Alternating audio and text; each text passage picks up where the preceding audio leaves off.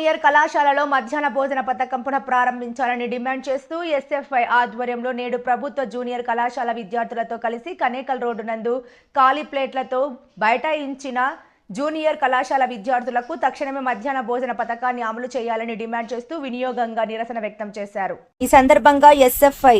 జిల్లా అధ్యక్షుడు శివ మాట్లాడుతూ రాష్ట్ర వ్యాప్తంగా ఎస్ఎఫ్ఐ ఆధ్వర్యంలో అందరూ ఎమ్మెల్యేలకు జూనియర్ కళాశాలలో మధ్యాహ్న భోజన పథకం అమలుపై జరుగుతున్నటువంటి అసెంబ్లీ సమావేశాల్లో చర్చించి తక్షణమే మధ్యాహ్న భోజన పథకాన్ని అమలు చేసే విధంగా చర్యలు తీసుకోవాలని వినతి పత్రాలు అందజేసినప్పటికీ ఏ ఒక్క ఎమ్మెల్యే కూడా శాసనసభ సమావేశాల్లో జూనియర్ కళాశాలలో మధ్యాహ్న భోజన ఏర్పాటుపై మాట్లాడకపోవడం అంటే గ్రామీణ ప్రాంతాల నుంచి వచ్చే పేద మధ్య బడుగు బలహీన వర్గాల విద్యార్థుల కడుపులో మార్చడమే అని మండిపడ్డారు। కథ తెలుగుదేశం ప్రభుత్వం అధికారంలో ఉన్నప్పుడు ఈ పథకాన్ని ప్రారంభించారని, అయితే ప్రభుత్వం మారిన తర్వాత కొత్త ప్రభుత్వం వచ్చిన వెంటనే ఈ పథకాన్ని పూర్తిగా రద్దు చేసి విద్యార్థులను ఆకలి మంటల్లోకి నెట్టేసి వేసిందని ఆవేదన వ్యక్తం చేశారు। ప్రస్తుతం తెలుగుదేశం కూటమి అధికారంలోకి రావడం జరిగింది కావున గౌరవ ముఖ్యమంత్రి మరియు విద్యాశాఖ మంత్రి స్పందించి జూనియర్ కళాశాలలో చదువుకునే పేద విద్యార్థులకు కడుపు నిండా మధ్యాహ్న భోజన పథకాన్ని తక్షణమే ప్రారంభించాలని, లేని పక్షంలో జూనియర్ కళాశాలలో ఈ పథకం అమలు చేసే వరకు ఎస్ఎఫ్ఐ ఆధ్వర్యంలో పెద్ద ఎత్తున ఆందోళన కార్యక్రమాలను చేపడతామని, అవసరమైతే